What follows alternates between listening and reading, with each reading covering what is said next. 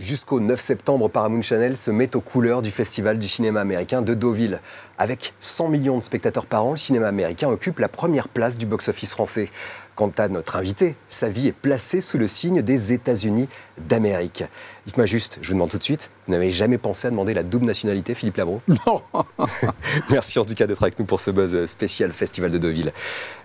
Pour cette pastille, je propose qu'on élargisse le cadre et qu'on s'intéresse au cinéma américain à travers votre point de vue. Vous êtes parti étudier aux États-Unis vers 1954-1955, vous me dites si je me trompe.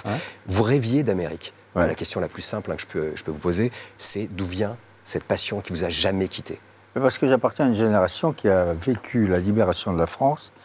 J'étais tout gamin et qui a donc vu arriver des GIs habillés autrement que les nazis qui avaient occupé nos provinces, qui apportaient le chewing-gum, le Coca-Cola, la liberté, la décontraction, une certaine souplesse, et qui apportaient le cinéma américain dont on avait été privé pendant 4 ans. Et donc moi, comme je débutais pratiquement dans ma vie de cinéphile, si j'ose dire, mes premiers films, ceux qui m'ont le plus frappé, à part un ou deux films français, ça a été les westerns et les films de guerre. C'est un choc, non, quand on découvre ça? Moi, je suis un film de guerre qui s'appelle Sergent York, avec Gary Cooper. Qui a reçu l'Oscar du meilleur acteur pour ce film en 1941. Et ça m'a marqué. Et puis il y avait aussi les cavaliers sur leurs chevaux blancs.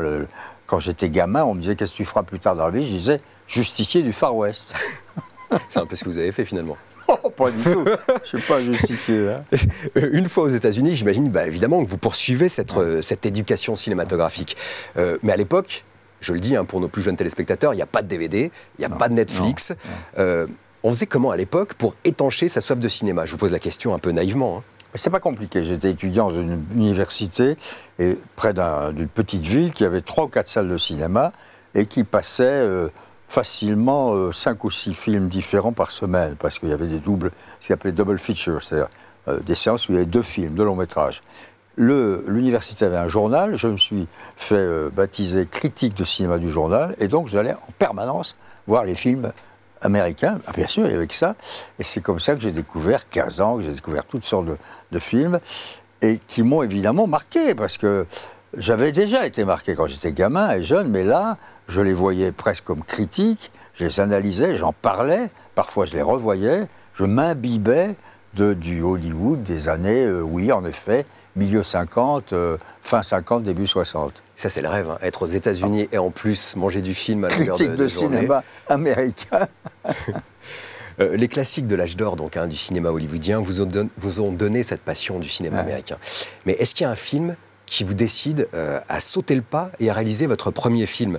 Je ne parle pas du court en 66, mais votre premier long en 69, Tout peut arriver. Est-ce qu'il y a quelque chose qui décide vraiment de votre lancement dans la réalisation?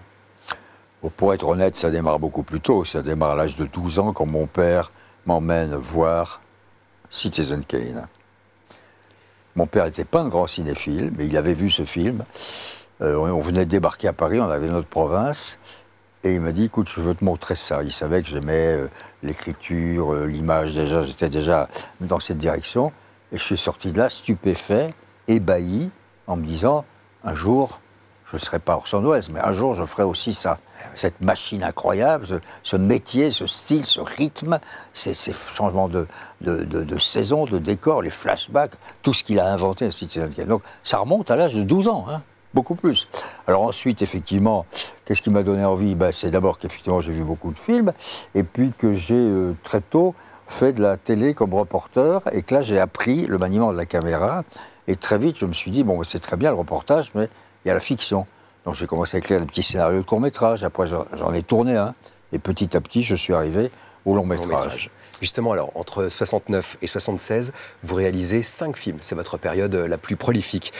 Qu'est-ce qui vous motive à cette époque? C'est quoi? Est-ce que le début du nouvel Hollywood, de Scorsese, Coppola, Arthur Penn, Arthur Schlesinger, j'en passe et des meilleurs, dont Sidney Lumet, est-ce que ça vous donne aussi une impulsion, ou alors c'est tout à fait autre chose? C'est à la fois ça, mais c'est aussi quand même, on est en pleine nouvelle vague. Moi, j'ai tourné Tout peut arriver en 69. Et je venais, parce que j'ai toujours été aussi en même temps journaliste, de voir Jean-Luc Godard sur un tournage. Et Jean-Luc, la façon dont il tournait m'avait absolument séduite, parce qu'il allait vite, il improvisait presque, et en même temps, on voyait bien qu'il y avait une réflexion derrière. Et donc, j'étais très influencé par le style, la composition, la construction d'un Godard. Mais en même temps, j'avais cette culture américaine du polar, du récit, du mystère. Mon idée, c'est que quand vous commencez un film ou une histoire, il faut qu'il y ait une question posée et qu'à la fin du film, on ait une réponse. C'est le récit, la construction scénaristique américaine. Et ça, j'ai tout de suite essayé de l'appliquer. Est-ce que c'est pas l'histoire de la vie, ça? Poser une question au début, essayer d'y répondre quand on arrive à la fin. Ben, à la fin, sur son lit de mort, je ne sais plus quel écrivain dit, quelle était la question.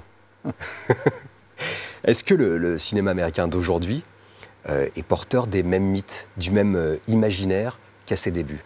C'est pas tout à fait la même chose parce qu'il y a eu la télévision, les séries, et qui ont fait que ce qu'on appelait autrefois les stars, c'est-à-dire ces personnages un peu légendaires et mythiques, sont beaucoup plus approchables, accessibles et plus nombreux. Il y a une star nouvelle tous les jours pratiquement.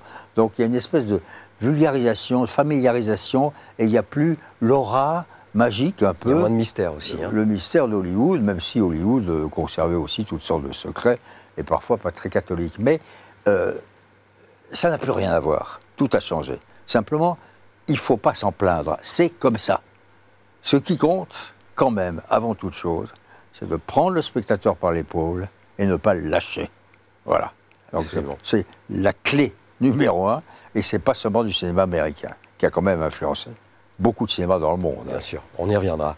Dites-moi en conclusion, j'aimerais vous demander si vous deviez expliquer à quelqu'un pourquoi le cinéma américain vous a fait rêver, vous lui diriez quoi?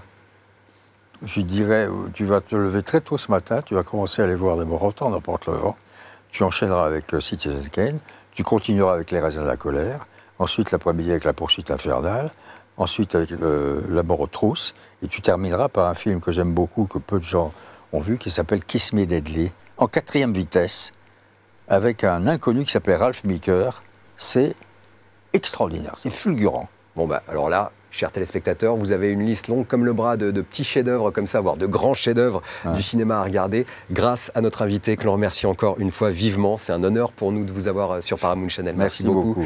Et merci à vous évidemment de nous avoir suivis. On se retrouve très bientôt, si vous le voulez bien. D'ici là, faites-vous une toile.